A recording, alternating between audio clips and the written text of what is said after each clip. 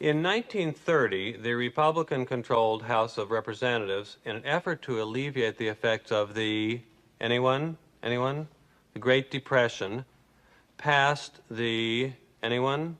A tariff bill, the Hawley-Smoot Tariff Act, which, anyone, raised or lowered? Raised tariffs in an effort to collect more revenue for the federal government. Did it work? Anyone? Anyone know the effects? It did not work, and the United States sank deeper into the Great Depression. It was important for us to meet as soon as possible after last night's announcements by President Trump, which are a shock for international trade, not just for the European Union, France, but fundamentally for the smooth functioning of trade. What is important, and it's all the work that needs to be done per sector, is that upcoming investments or the investments announced in recent weeks are temporarily suspended until things are clarified with the United States of America. Because what would be the message of having major European players starting to invest billions of euros in the American economy at a time when they are hitting us? Therefore, we need to have collective solidarity.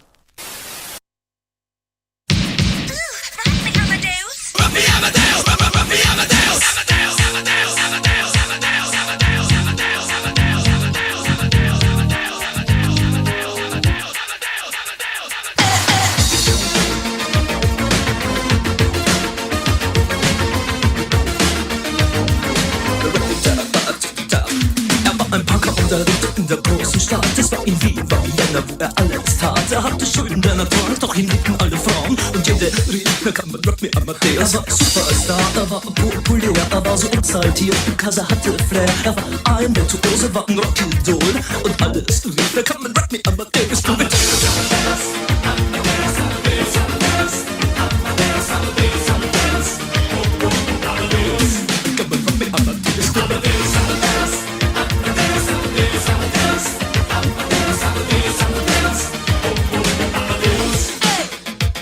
Es war um 1780 und es war irgendwie no Plastic Money anymore. Die Banken gegen ihn. Woher die Schulden kamen, war wohl jedermann bekannt. Er war ein Mann der Frauen, Frauen liebten seinen Punk. Er war ein Superstar, er war so populär, er war zu exaltiert, genau das war sein Flair. Er war ein Virtuose, war ein Rockidol. Und alles ruft noch heute, Captain Rock me Amadeus.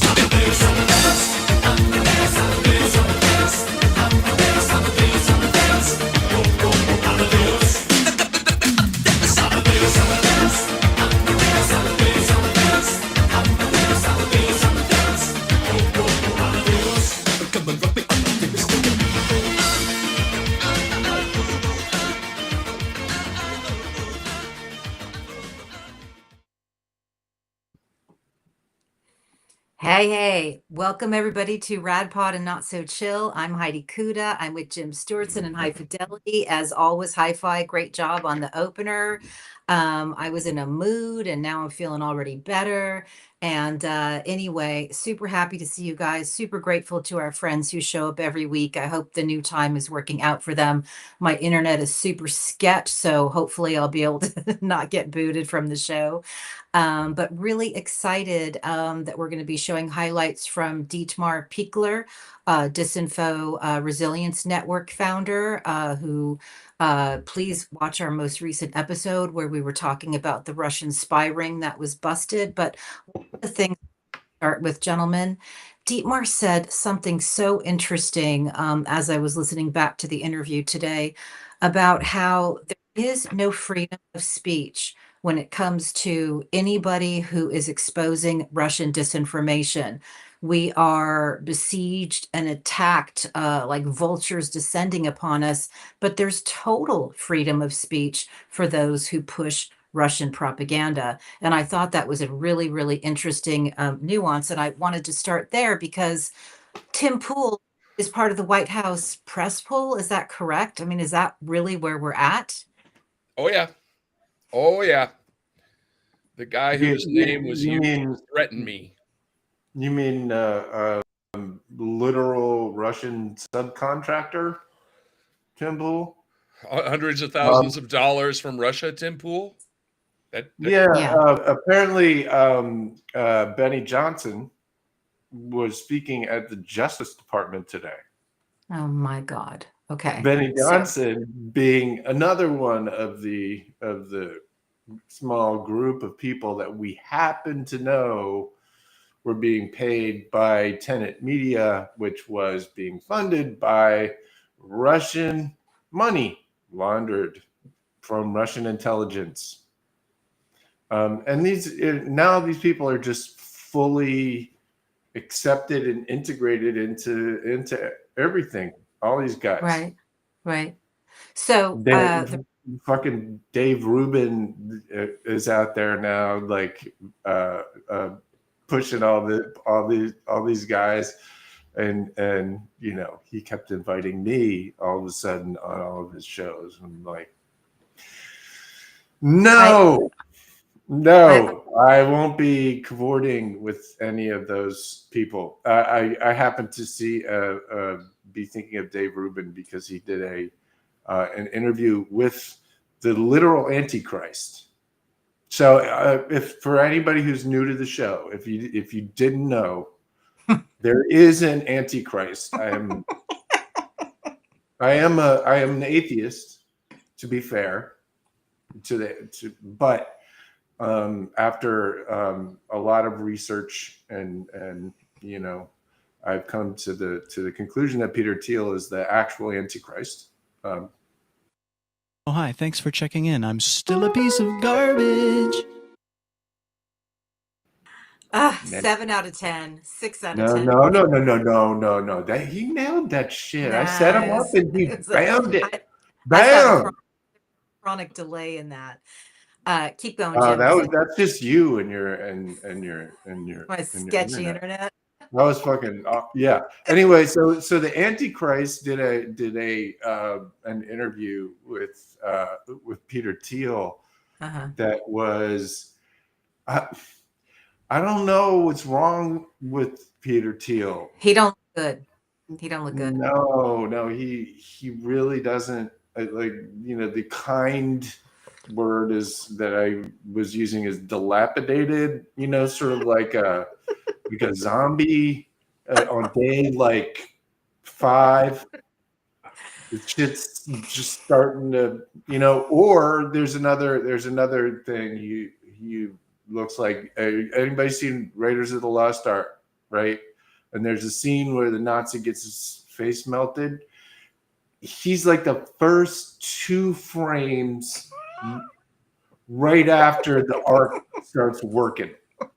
It's like just, you know, the fucking Nazi like this. And anyway, also maybe at some point I don't know if I should be monologuing now, but I there's a lot of Thiels. Yeah. There's a lot of Nazi Thiels running around this area that really are interesting to me and aren't exactly explained. Yeah. I'll give you an example. So Werner von Braun, who I have reported, I believe I was the first to report, that the father named Elon Musk after Werner von Braun's character, the Elon, in a science fiction book called Mars Project. Wait, where's I going with this? There's a lot of Thiels running around. Yeah, let's talk about the Thiels. Thank you. So around Werner von Braun in World War II, there were 2 rocket scientists named Thiel. One of them was Adolf Thiel, who ended up at NASA and TRW. So Werner von Braun, if you don't know, is a Nazi rocket scientist who invented the V2 rocket for Hitler. The V2 rocket killed 12,000 people in concentration camps, fucking developing it and testing it and all of that, and then killed tens of thousands of people in Europe. So that Nazi Werner von Braun, wrote a book called Mars Project. In the book, there's a dictator on Mars called the Elon. And Elon Musk named Elon Musk after that character. So Werner von Braun in World War II had Adolf Thiel, and then had another brother. There was another Thiel there who did most of the actual testing and did most of the I guess development for the actual rocket. And so Adolf Thiel ended up working for TRW, which was the main source of employees for SpaceX in the very early days of SpaceX. And so Adolf Thiel lived until 2001. And in 2002, Elon Musk started SpaceX. But there was another one in 1943 that got blown up. There was another Thiel. God, I'm too old and high. I can't remember his first name. But there was a whole other Thiel that was there as well. And there's a sort of blanket broad denial that any of these people have anything to do with Peter. But his father, Klaus Thiel, who came here in 1968 when Peter was 1 from Germany, right? So just to come here and then left to go he didn't go to apartheid yet. He went to a place that is now Namibia, that it was just basically wild colonial land. It was occupied by mostly Germans for whatever fucking reason, and was known as the most Nazi place on earth. Had a school in Swabukong, or I can't remember the fucking name of it. The last school on earth where they literally greeted each other with Heil Hitler and celebrated Hitler's birthday. As a school holiday, you get the day off. In Peter, what day was that? 420. Watch out for that, it's not the Ides, but whatever 420 is. Watch out for that fucking day. We could talk about that. Anyway, so that's where Peter spent the first part of his life, is in German Nazi school. In the most racist fucking like colonial weird shit you can imagine. And then he moved his kid to apartheid South Africa after the German Nazi school. So the apartheid school was that was the mellow place. So I wonder why that motherfucking kid is messed up. Right? So I'll give you one other Thiel just for shits and giggles. I did not know about this guy. There's a Werner Thiel. So we got an Adolf Thiel. We got a Werner Thiel. Werner Thiel was kind of a badass. He's a Nazi, but he's kind of a badass. Here's what he did. He came over here as a child at the age of 11. When Hitler started doing his thing, he became super into it, and he was just a straight up Nazi, joined the German American Bund and all that shit. And in 1941 decided, fuck it, I'm going to Germany to fight for the homeland. And he did. And in 1941, he landed on the coast of Florida in a Nazi submarine. Landed on Florida, got involved with a bunch of people, and he was going to try and blow up the U.S. weapons manufacturing. And within a few weeks, they caught him, and then that guy got shot, executed for treason by the United States government. And I don't know, man, if you take a side by side with Peter and Werner, it's wild. I know they're whatever. German people are yes, but damn. Anyway, there's just a lot of fucking Nazis, and I'm really still trying. If anybody has any definitive sort of genealogical information on said Nazis, I would be grateful.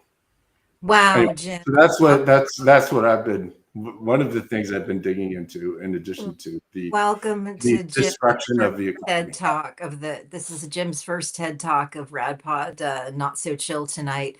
It's crazy I'm just when you dishing on the actually. deals. Well, no. What's crazy is the deep dive that you did on Musk and all the weird associations with him and Elon and all of that, Nazi authoritarian crap. And then you have and it's like, and again, you're not going to be hearing any of this stuff in media so this is where I wanted to go and why I opened with the Tim Pool comment, because I spent, I don't know, 6 hours last night trying to come up with better words to call propagandists. Because do you remember after World War II and the Germans were defeated, that the Nazi propagandists were actually prosecuted at The Hague and actually were imprisoned? You remember that, right? And I was thinking about that because The Nuremberg trials are very famous. Nuremberg trials. So you remember that Margarita Simonian from RT, all she does with her cohort Solofiev is talk about nuking, Ukraine, and always bashing the West, and always talking telling lie after lie after lie about Ukraine, et cetera, et cetera. And so France actually convicted Marine Le Pen for her fraud and embezzlement. And France actually banned or barred Le Pen for running for office for 5 years, which is what they did in Italy, how they got rid of Berlusconi. It's what we did not do in America, but France did it, Italy did it. And who weighs in but Margarita Simonian, of course, right? And so, and that this happened. I happened to be reading Julia Davis News, who does that she follows Russian news. And then right after that, I was reading Dave Troy's column, his most recent column, and he linked to an ABC News report where he quoted the current White House press secretary. This report quoted her, and it said something like Liberation Day is going to be the most important day in American history or whatever. But the bottom line is that ABC report was just a press release from like the Minister of, Propaganda and Public Enlightenment. So I spent 6 hours trying to come up with words for these people, because propagandist is not the right word. These are like reality butchers. They annihilate truth. They are the worst. Heidi, They're Heidi, yeah, Heidi. hi-fi help, bro. I don't know how many times I've said this to people. Information warfare is war, and people who participate in information warfare on the side of an opposing force are soldiers.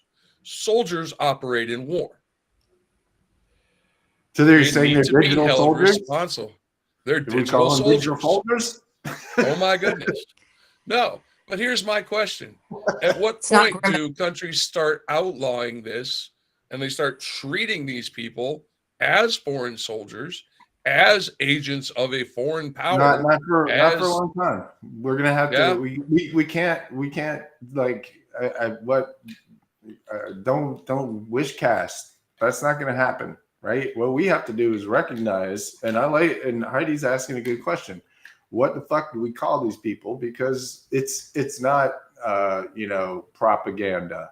They're not shading the truth. No, they're not.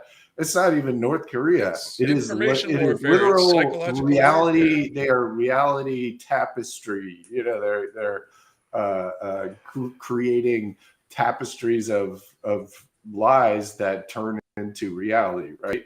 So there's all kinds of names for them, but it is technologists.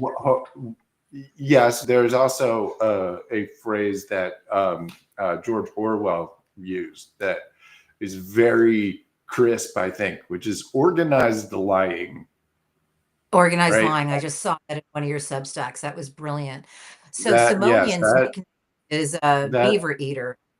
Just FYI, she has a nickname. It's Beaver Eater. Apparently, she filleted a beaver at one point in time, and so her nickname is Beaver Eater, which she does not like. But what I'm trying to say is that we need eviscerating words. No, Jim, I'm serious. She cooked beaver, and those who troll her and hate her and recognize her as a liar that has harmed people die because of Russian state TV's lies.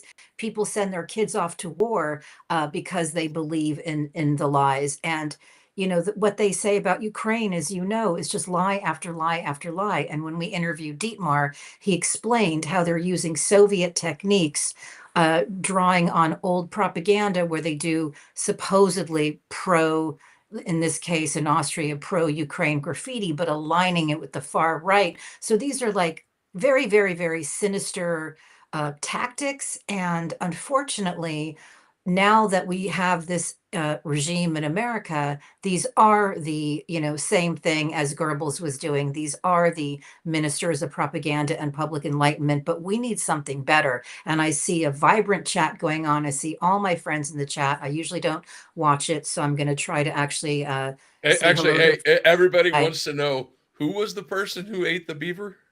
Everybody wants to know again. Oh, So the repeat head that. of RT, Margarita Simonian, the head of the head of RT. She is one of the most virulent propagandists, and we have one in the White House now as the press secretary, and Stephen Miller, by the way. And every single time I see anything being reported straightforward on these people, I just feel like, as the media has continues to. Yes. Are you saying Carolyn Levitt is a beaver eater? Is that what you're saying? No, Or- Margarita Simonian is called the Beaver Eater. You want to go ahead and start that rumor, go ahead. Is I can Stephen care Miller? less. I think Stephen Miller is a beaver eater. Okay. Actually, I don't think Stephen Miller is a beaver eater. All right, enough with the jokes. God damn it. Here's the first clip. And we have to use the word allies, even if it's about the information space, because we are in an information war.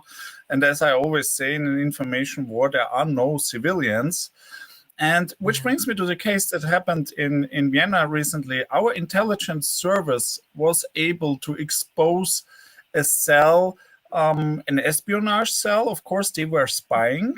I will start with that because it happened before. They were spying on Christo Grozev. This is how this group, basically this network started. You all know the case. He felt threatened for his life. And I mean, in Vienna, it happened all the times that people just randomly ask you, do you know Christo Grozev? Do you know where he is? Yeah? And it was very shady structure because you didn't know, is this person just interested in his work or is it connected to the Russian spying activity? Yeah? And there was one woman called Anna Thalhammer. She was, and she is, one of the good guys in this war. And I also met her personally and talked a lot about her investigations. She's an investigative journalist for the Austrian newspaper Profil, which is very famous, also taking a look in all these China and Russia connections, and also where businesses are involved and lobby groups and agents of influence. I mean, they don't call it agents of influence, but at least they speak about such people and expose them a little bit. So they are one of the more brave magazines that we have in Austria, because usually we have a problem that we are afraid to name and shame the amplifiers of Russian narratives. Hi-Fi, They show won't the even second clip, release. 'cause yeah. I was going to say, they won't even release the list of Russian influencers. 600 Americans. 600. Oh, I think Benny it was Johnson. actually, yeah, you're right, about 600. And the thing, Nobody. Why do we need a fucking? Nobody needs a list. You just look. I made a chart one time. It's easy. Are they pushing Russian propaganda? Yes. Then they're fucking Russian propagandists. No, then they're not. It's really not like hard. You don't need the fucking FBI. You don't need to figure out. You don't need an investigation to tell you who's pushing this shit, right? It's nice that the FBI and the DOJ, you know, at one time for one case actually showed us the, you know, how the sausage is made.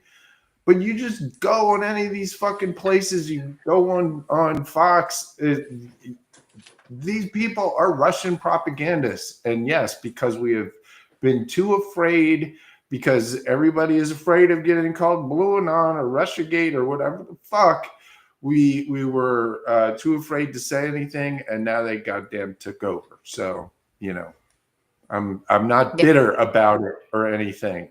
We're so far past that. Hey, do you remember when Justin Trudeau told us two of the names on the list, Jordan Peterson and Tucker Carlson? Yeah, that was cool. Yeah. Nobody Whoa. about it. Who knew Tucker? Yeah, who knew? Tucker Who was Who knew? my goodness, he just over there filleting the monarch of the Russian Empire, you know. Supreme and Jordan leader. Peterson, who knew that the guy who got treated for his heroin addiction in Moscow by a fucking weird ass like psycho religious like KGB fucking doctor would come back a Russian asset? Who knew? So Jim, My goodness, we need, you know, it's Five Eyes for this Mindy shit. and Peter are Fucking here, shocking. and Mindy here. And you guys remember when Jim was all out at F-bombs, and now he's all into F-bombs again. He'd been dropping them left and right. Jim is not. Oh yeah, bro. I can't. I don't even fucking know if I'm dropping F-bombs anymore. And actually, that brings me to this show's sponsor. If you need to mellow the fuck out and quit heroin, might I suggest Keith Cannabis THC infused soda. This evening, I'll be drinking Orange Kush, 100 milligrams. And I'll let you know how it tastes, Kids, and we'll see how it works. I'm just kidding. They're not our sponsor. You just watched him smoke a joint, and now he's going to find a different way of ingesting THC. So not recommended. Hi-Fi's a chronic. I got a broken patient. spine. He's a chronic pain patient. Yes, he got himself you off don't, opioids. And kids, you don't have an excuse to act like Hi-Fi. Yeah. Just unless you have a broken spine, then you're good. I need to see Dietmar's second soundbite because it butts up against the one we just heard, and it's important. Firing, not only about because they are spying, but because they are planting disinformation online, which is not as exciting as the other thing, because they are spraying on Austrian walls close to magazines, close to newspapers, close where journalists work, spraying allegedly pro-Ukrainian messages with a far-right symbolism, which is, of course, in Austria and Germany a big deal, makes everybody nervous because of our history. To harm Ukraine, to portray Ukraine or the people who support Ukraine in a far-right way, and to harm and to sabotage the support for Ukraine. And I want to go back to the Cold War for 10 seconds.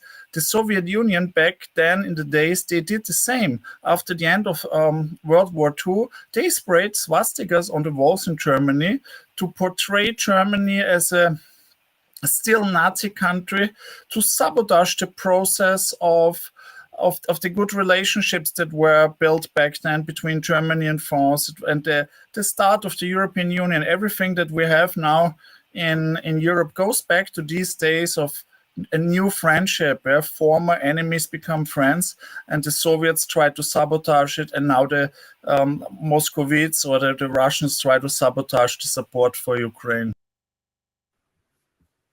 Sabotage support for Ukraine. So that's just really, really important. And I'm going to be doing some writing about that for my column this week in Byline, because one of the things we learned from Dmitry Kovegan, who worked on 2 Navalny campaigns, is that one of Putin's most where he puts a lot of resources, is trying to destroy people within democratic nations' trust in each other, trying to make sure that we no longer have the trust that we have in our community, in our neighbors, within our families. And one of the ways you do that is with these punk ass moves that they were just describing, where you get somebody to spray paint some graffiti, and then you think that people in your neighborhood think that, when it's actually Russian agents or affiliates, or what our colleague Dietmar calls throwaway agents. You may know somebody in a city. If you're a Russian,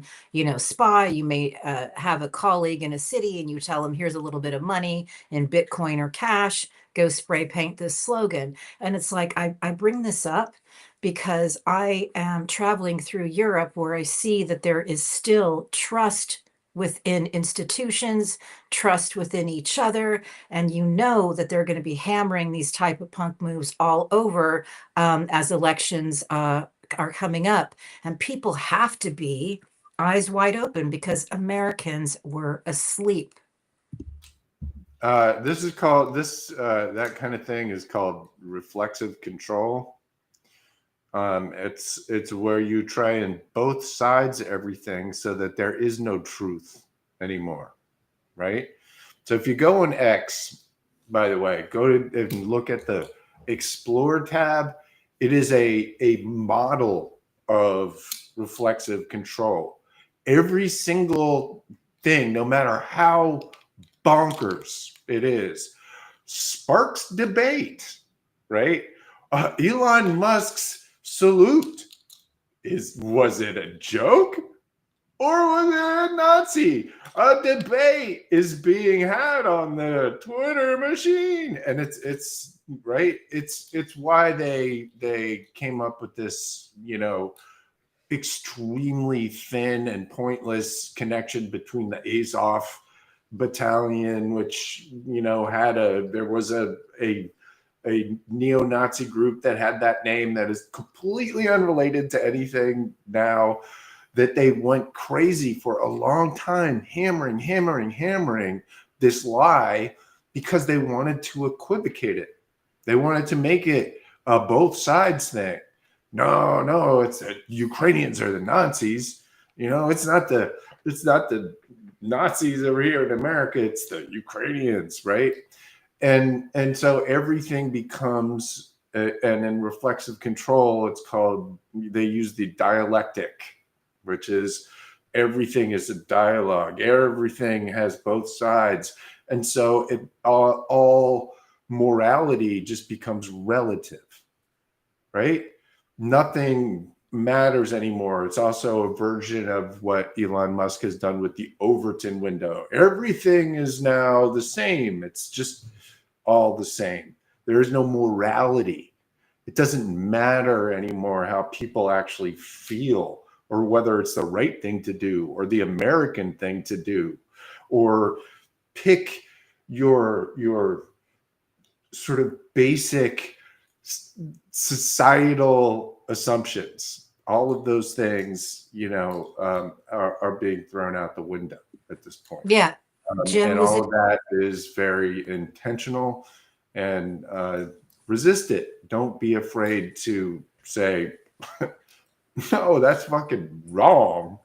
There is right and wrong in the world. It's not hard.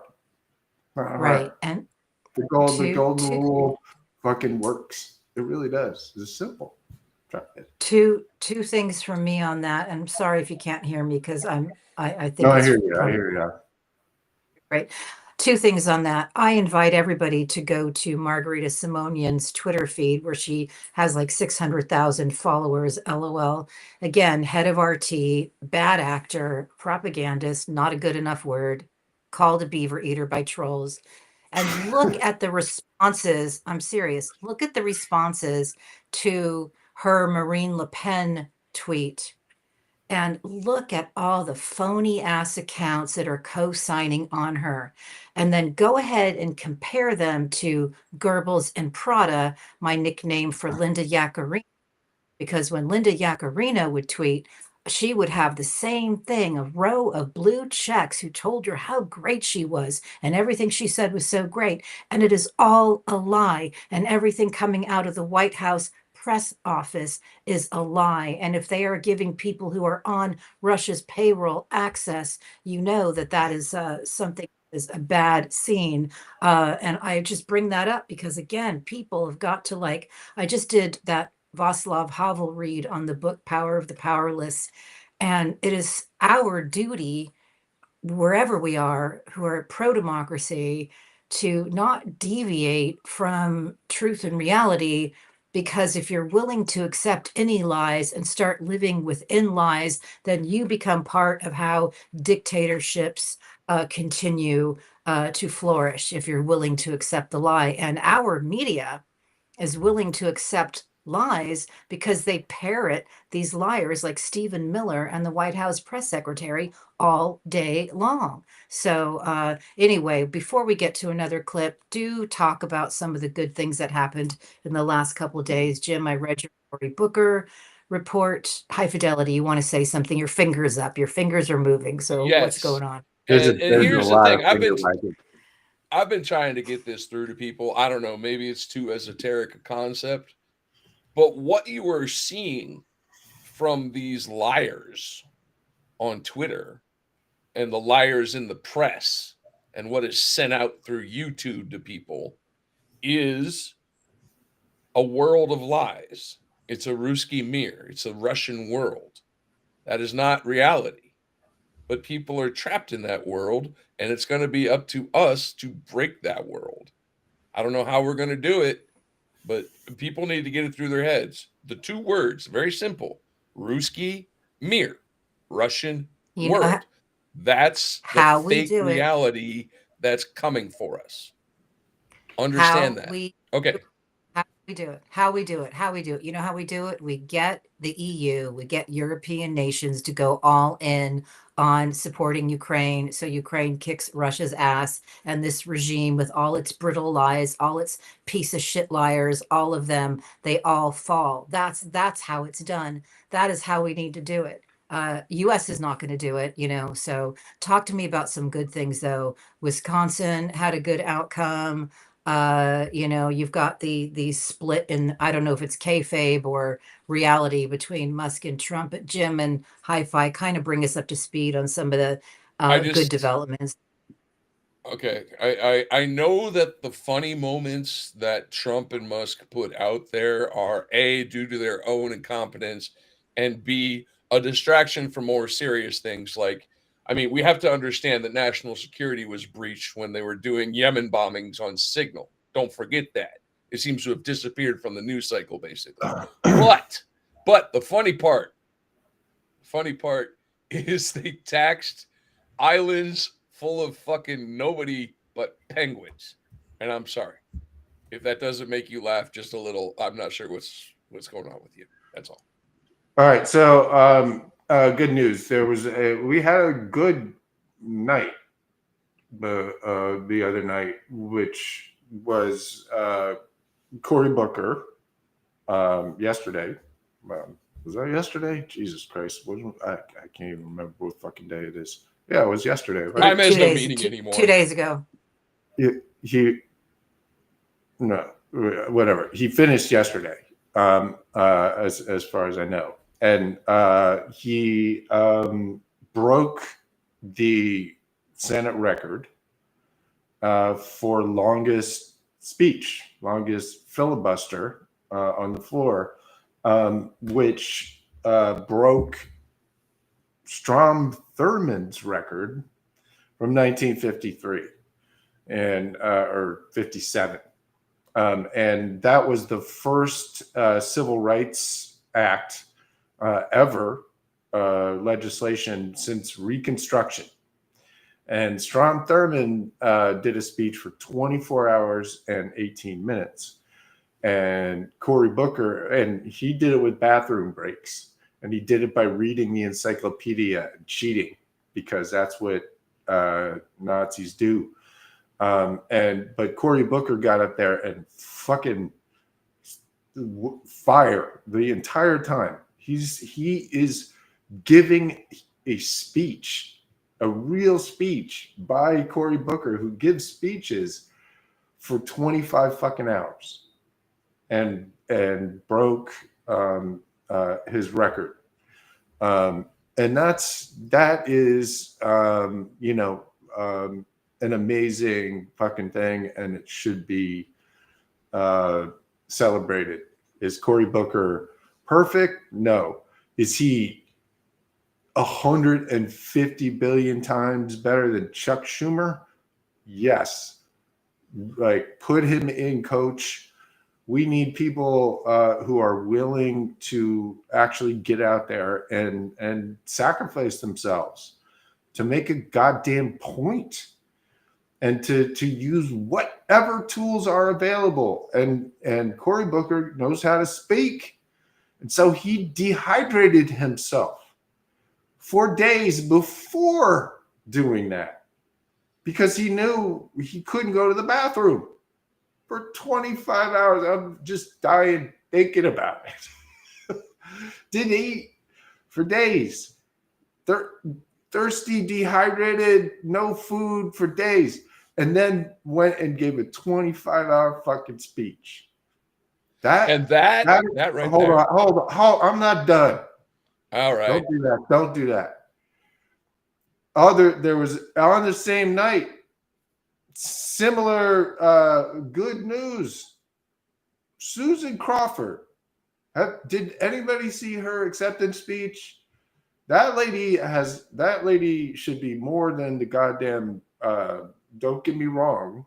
I'm glad she's on the Supreme Court of Wisconsin, but she's got a bright fucking future, because that lady just got up there and looked that motherfucker Elon Musk in the eye and was like, "Look, I don't know why I am fighting you, but okay, here you go."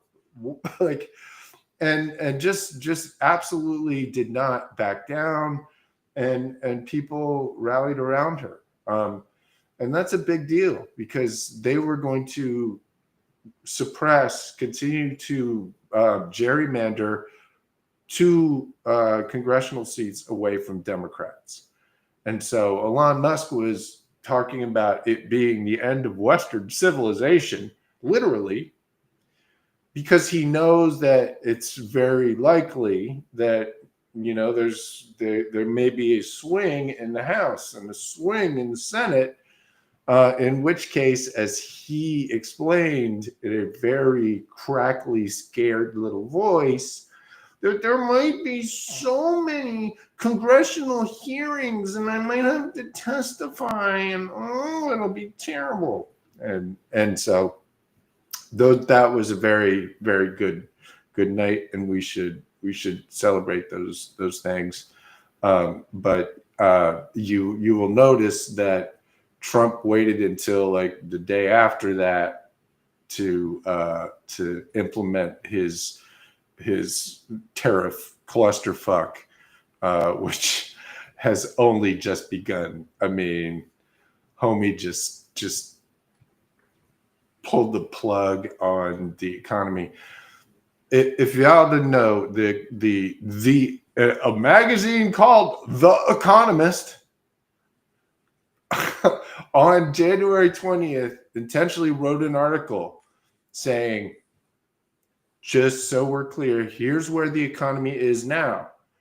And on the cover of it was a roll of $100 bills with a fucking rocket propulsion engine on the bottom of them, going straight up in the air.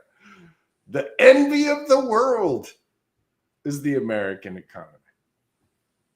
And right now, the pariah of the world, with everybody's 401k just starting to go south, and these clusterfuck boys are still out on Fox like, oh, a little disturbance, just a little disturbance. Anyway, All right. No, it's so a quick my OCD's kicking in, but I want to say hi to Genji, and I think Lola may be in the house too, along with Mindy and Peter and all our friends over there. It makes me just warms my heart to see people still supporting us. So I just want to tell you about a quick conversation I had at a drugstore recently with somebody in Europe who loves America, loves Los Angeles, loves New York, loves Beverly Hills and Santa Monica, and looked at me and said, "What happened? I'm never going back to the United States. What happened? What did you guys do? What frickin' happened? Why does Trump love Putin?"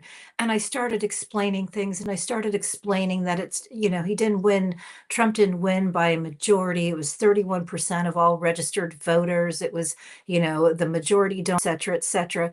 But you could see this man's heart was broken over what is going on in America, and somebody who's not going to go back to America as long as this is happening, and fears that it's going to be, he was from Senegal, and fears that it's going to be this ongoing dictatorship like we've seen before, where family members then, take the helm after, the first one dies. And I've had these conversations over and over and over again. People in Europe that I've spoken with are not anti-American. Their hearts are broken. He said, "You guys stood for freedom. You stood for freedom. What happened to you?" And again, that's why I'm here having as many conversations as I possibly can to warn people in Europe not to fall prey to the same tricks that Americans did. We need, look, tough love. Europe, fucking tough love. Don't, I know we love you too. But right now, you need to push back on this shit, right? I've described this before. To squeeze them out, we need something to push them against. And if Europe is going to be all squishy and, everybody in the entire world is just going to roll over for this shit, then there's the people in the United States who want to do something about this, both in the political sort of arena to the extent that still exists, and outside of it, we need some allies. We need some help. And in the past, we've gone back and forth helping each other. It's not a one-way street, not at all, but we could use your help. And that help is simple. Reject all this shit. Close the door on all of it. Fucking Macron had a good start. We're not going to invest in your fucking Nazi weird people. Like, not until you figure something out, because this is weird. I don't know what you're doing. That's a beginning. Ban X, ban Starlink, ban Tesla, turn his factories into weapons manufacturing plants, create your own nuclear umbrella, kick the United States out of NATO, start defending yourself, because we can't do it for you. On the other side of the coin, we're coming. We will eventually team up with Putin to split Europe like a birthday cake, right? Oh, which side do you want? Oh, okay, we'll take this side. It's that cruel and mindless, and the way that you need to defend yourself is to unify and make it clear that it's not going to be that simple. To buttress that point, I would encourage everybody to read Gabrielis Landsbergis newsletter, landsbergis.com. He was on our show last week. If you haven't watched it, please do. He was the former Foreign Affairs Minister of Lithuania, and today's newsletter breaks down everything that the EU should do, including kicking out Hungary, neutralizing the chance for Hungary to veto anything. Very important point. Anyway, I just lost Jim. I don't know if that's just on my I end, do but high fidelity. too. Let's get clip number 3. Yeah, and also high five before you roll clip number 3. If you have them all, I want to Yeah. see all of them. But 3, please. To be honest, it sounds very radical, but we're in the radicalized podcast and I'm radicalized. So I give you one sentence.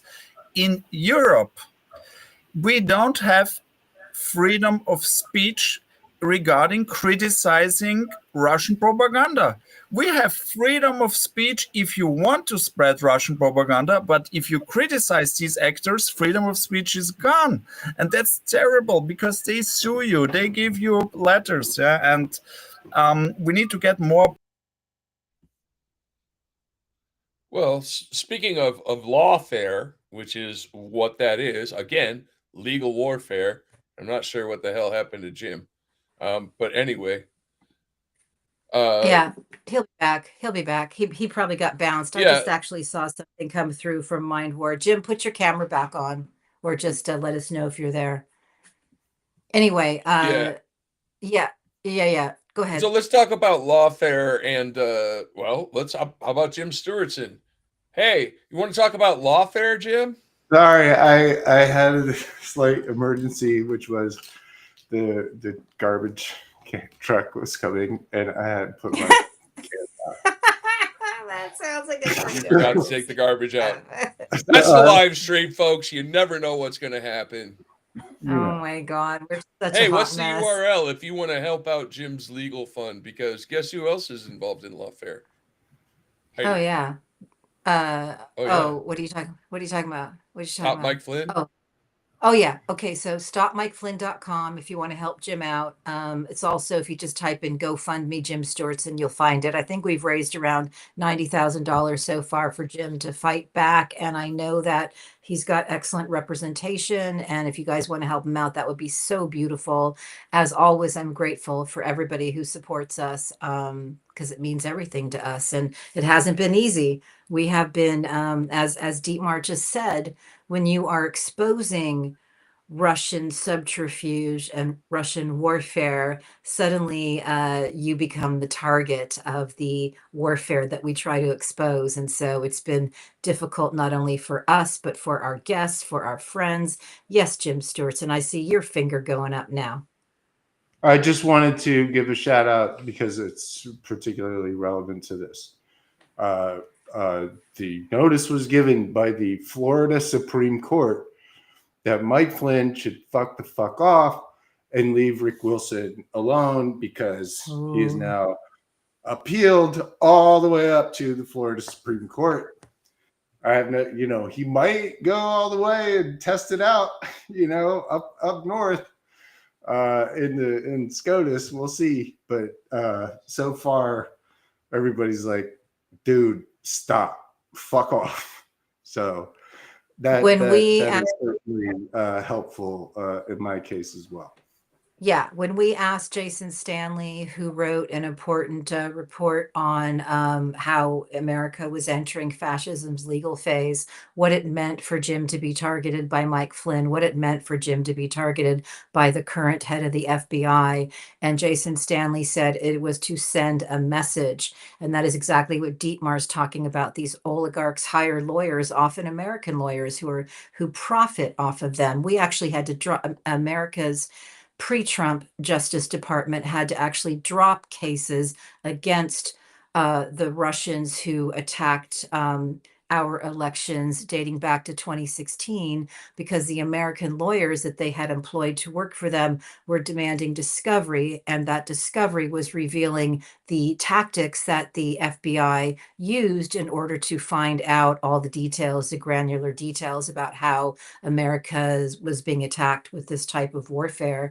And again, it's people at desks, desk jobs in St. Petersburg, etc., pretending to be Americans, changing the way people think. because they have what Hi-Fi was referring to earlier, political technologists that know how to hack our brains. And smart people are not immune to this. A lot of times people in trauma are triggered. They have all our information, the whole Cambridge Analytica story, et cetera, et cetera. So I just bring this up again because we never had any leaders stand up and say this was even going on. You had people like RadPod, you had some of our allies, some independent investigative reporters, and we're going to hear less and less about this. And again, we'll keep doing this as long as we can. I would like to see Dietmar's final clip. You don't need, I'm just wanted to say you don't need Cambridge anymore. They all of the big balls was in the social security system. Yeah. Which Right. has Yeah. all the things. Yeah. With the KGB All of grandfather. them. So anyway. Thanks, Jim. That's important. It's only a matter of time before I bounce or get thrown in jail. Here's Dietmar's last clip. Democracy, we don't understand what we have to defend. Our democracies are already old. The US democracy is very old, so people are used to it. They think it's forever, it's eternal. And even in Austria, we have only 80 years of democracy before we had the worst dictatorship in the world. People still don't understand what they are fighting for. They think, yeah, it will be always like that. We are neutral. We can close ears and eyes and everything is going to be fine. That worries me a lot. We need to defend ourselves. We can be self-critical. Yeah, this is absolutely okay. Also about history, I think we have a lot. Yeah, but we cannot be so self-critical that we destroy our democratic civilization. We destroy our democratic civilization. Democratic civilization. I love Dietmar. He's a great brain. And if you haven't watched the intro or you're wondering why I chose the song I did, listen, there are 3 really cool things that come out of Austria. 1, Amadeus, right? Mozart. 2, Falco, Rock Me Amadeus. 3, Dietmar Pichler. All right. Dietmar Those are the 3 Pichler, things yeah. that are awesome out The of Austria. Amadeus of disinformation. Indeed. Yeah. So you can also support, if you go to Dietmar Pichler on Twitter, you can also support his GoFundMe because he is trying to raise money to bring a network of people together from around the world to battle disinformation. Because again, the democratic nations have just been ignoring it at their own peril. And here we are. I know a lot of people are going to be engaging in nonviolent resistance this weekend. I'm seeing a lot of chat in our, I'm seeing a lot of people in the chat talking about it, people talking about not bringing their phones, etc. Just be safe, okay? This is life under techno-fascism, and I want everyone to be smart and safe. You will be surveilled. You will get caught out if you create bad trouble. You got to create some good trouble. Shut the fuck down. Hit them in the pocketbook. Make Tesla go to 0. If you don't have to be on Twitter, get off of Twitter. If you're on Twitter, just understand you're behind enemy lines. What else? Fuck Starlink. Okay. Just when you're doing things like making signs or whatever, or thinking about, how are you going to participate in righteous resistance? Just don't do shit that is going to give them what they want. There's a simple rule in games and war and whatever it is. If your opponent wants you to do it, fucking don't do that. So one of those things, for example, is writing a big sign that says, "Burn Teslas, it's amazing." I seen some dumb shit. That's dumb. It's dumb. No, you don't want to encourage crimes and stuff, right? There's lots and lots. Wow. You call him a fucking Nazi. He is a Nazi for real, right? There's all kinds of wildly crazy shit you can say without giving them what they want, which is to portray us like violent, like we're the violent ones somehow. We're the ones that are killing people when they are literally industrializing death. And please, please, please take a cue from our Ukrainian friends who know what Tutushki looks like. There will agitators out there who are simply there to cause trouble. And here's the other thing. We need to regroup and rethink how we're going to fight this, because this is a different type of battle with a different type of battlefield. And I want everybody to be thinking about that. And that's all I want to say. And that's it for us. And high five, big hand. I believe he's Boomer. muted. Boomer. Sorry. Okay. Boomer. First things first to end the show. Quick review of Keith Orange Kush. The top is way too complicated for a stoner. The taste is ass, but the effect is wonderful. So I'm going to give this a 4 out of 5 star. 2. Even though it almost killed you and tastes like ass, you gave it a 4. That's I'm fucking loaded right now. Oh my all right. god. Okay, all right. Let's move on. It's the And the sativas are show, wonderful. high fidelity. Yeah, Anyway, right. 2. It's like Second deep thought. Second deep thought. Here we go. It's very easy to fight an economic war against these people, and the way to fight an economic war against these people is to not give them any money. I know Yeah, it's going to thank you. suck, but we already did Yeah. this once during the pandemic. Sit at home. Don't spend money. Don't use Amazon. Go to your local grocery store. Get the food you need to eat. Live a minimalist life. Do it for 6 months, 4 months, 3 months. Stop giving them your money. Stop giving them your attention. Let them flounder and fail by themselves. All right. All right, high fidelity. It's economic All right, war. all right, And all right. final word tonight. I'm going to give the final word to some angry women. That's all I'm going to say. I'll be there without a warning. And the rising of the morning star. White horses will be forcing those heavenly gates down. Those heavenly gates down.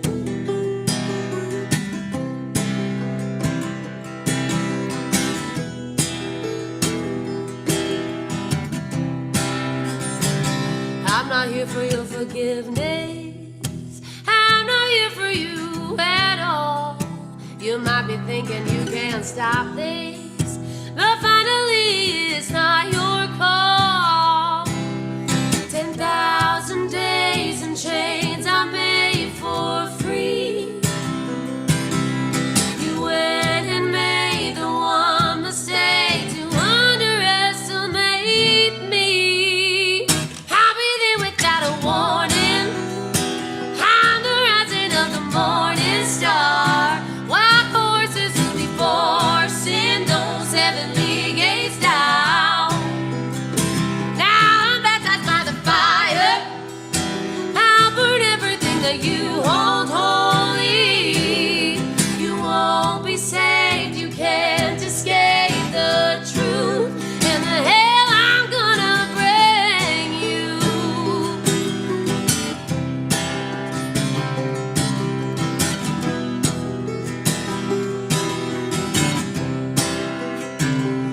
Yeah, I've been bruised and blistered, back as a coal in a morning pile. And every word that you whisper fills the flames that are growing higher. I'm a shattered soul from all I sowed for you. Hell in my hands, now you'll understand the hell you put me through. I'll be there without a warning. I'm the rising of the morning star. White horses will be forcing those heavenly gates down. Now I'm baptized by the fire. I'll burn everything that you hold holy. You won't be saved. You can't escape the truth. And the hell I'm gonna bring you. Oh.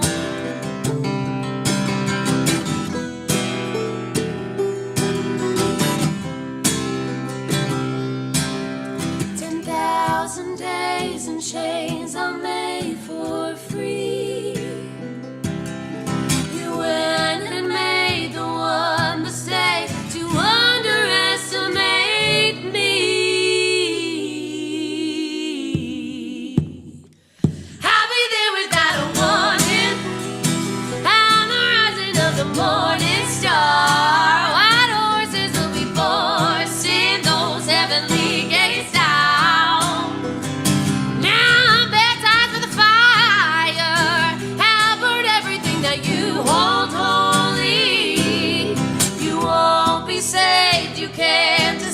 say the truth.